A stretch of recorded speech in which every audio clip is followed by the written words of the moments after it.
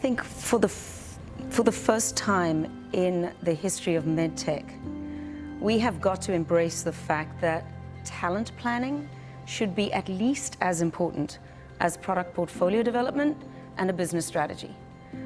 Realistically, the people are the power, and more than ever, we need to focus on our talent acquisition strategies.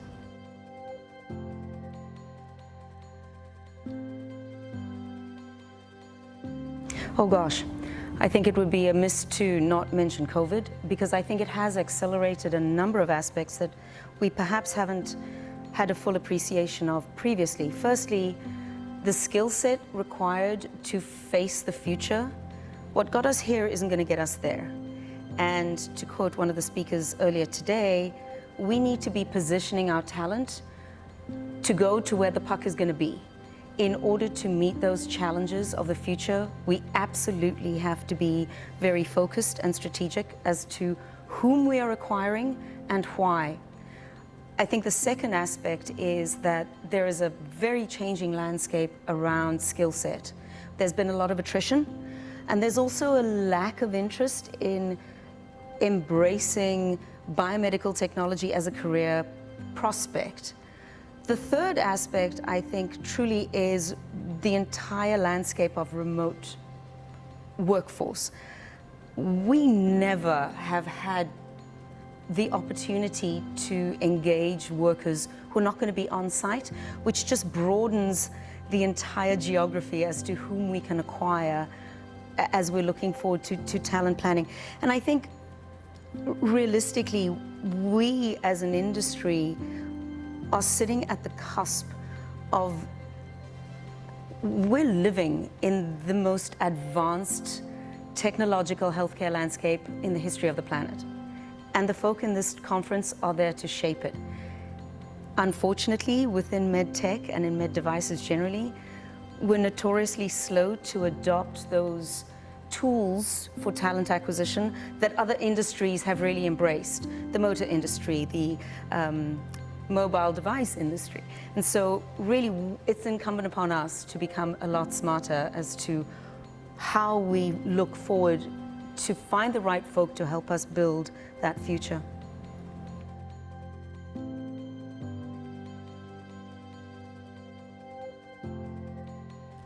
I think there may be, if medtech companies don't embrace very well described, and if you attend my talk tomorrow, very well researched opportunities that exist that are almost solely based around remote workers, and specifically looking at how we recognize and celebrate successes of our remote workforce.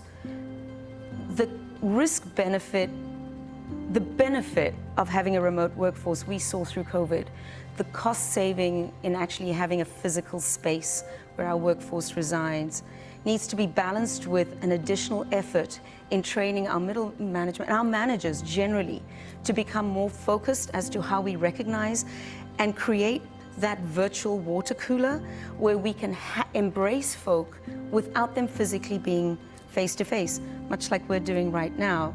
I think it's incumbent upon us. If we can put a man on the moon and we can create a pacemaker that's the size of my fingernail, we can absolutely certainly make sure that our workforce who are working remotely don't feel that they're ostracized.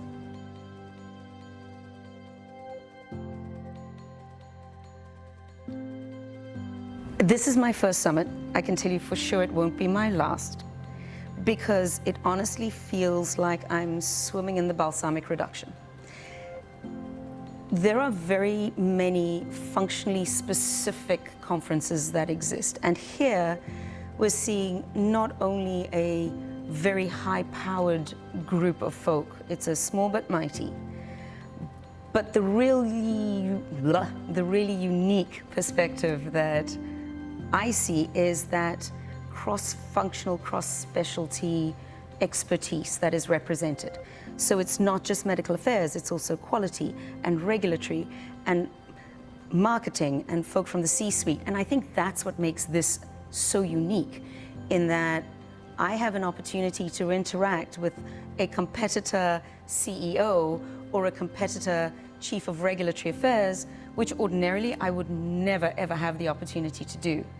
The other unique aspect is the intimacy. There is a willingness to share. We're talking about our common gripes and our common goals with less of a focus on bottom line. This is more about what we are all focused on, which is patient centricity and advancing healthcare, medical safety, patient safety.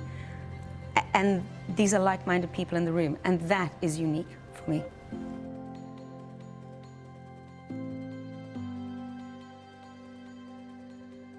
Oh, it's just been fantastic. Far better than I expected.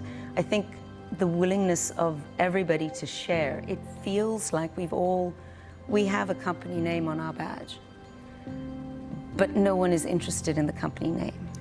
It feels more like we're huddling around a common kitchen table and wanting to solve common problems.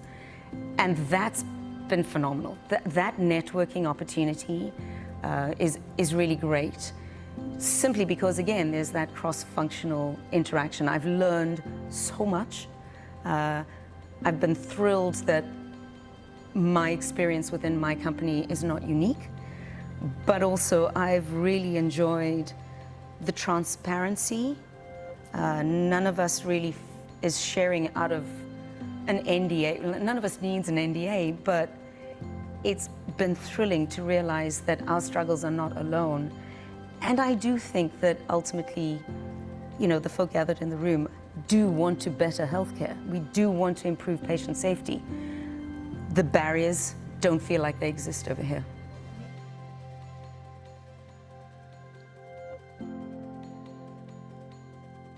Superb. And I'll give you a little bit of clarity because it does bring you into this. Right from sort of, as they say, soup to nuts.